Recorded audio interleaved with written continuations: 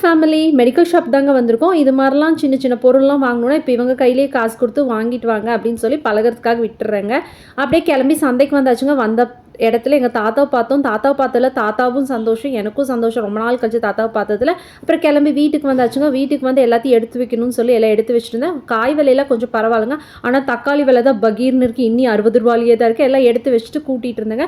கூட்டி முடிச்சுட்டு ஃப்ரெஷ் ஆகிட்டு வந்து ரித்து குட்டிக்கும் யாஷ் குட்டிக்கும் சொல்லி கொடுத்துடலாம் அப்படின்னு சொல்லி கொடுத்துட்டு இருந்தேன். தேர்ஸ்டேனாவே கொஞ்சம் ஹரிபரியாக தாங்க இருக்கும். ஏன்னா சந்தைக்கு போயிட்டு வரதுலேயே டைம் ஆயிரும். அப்புறம் வந்து அதெல்லாம் எடுத்து வச்சுட்டு நான் ஃப்ரெஷ் ஆகிட்டு குழந்தைங்களுக்கு சொல்லி கொடுத்துட்டு டிஃபன் ஒர்க் பார்க்க போகணும் இல்லைங்களா, அதனால. ஸோ அப்படியே கிச்சனுக்கு வந்தாச்சுங்க. டிஃபன் ஒர்க் பார்க்குறதுக்கு சில்லி இட்லி தான் பிளான் பண்ணேன். ஒரு கடாய் வச்சு அந்த இட்லியை லைட்டாக கட் பண்ணி அது போட்டு லைட்டாக வணக்கிட்டு இருந்தேன். அப்புறம் ஒரு கடாய் வச்சுக்கோங்க. அதில் இஞ்சி பூண்டு பேஸ்ட்டு, தக்காளி வெங்காயத்தையும் அரைச்சி ஊற்றி, உப்பு தேவையான அளவு, காரம் தேவையான அளவு மட்டும் போட்டேங்க. லைட்டாக சாஸ் மட்டும் ஊற்றி இட்லியை போட்டு கிளறியாச்சு. Chilli idli ready.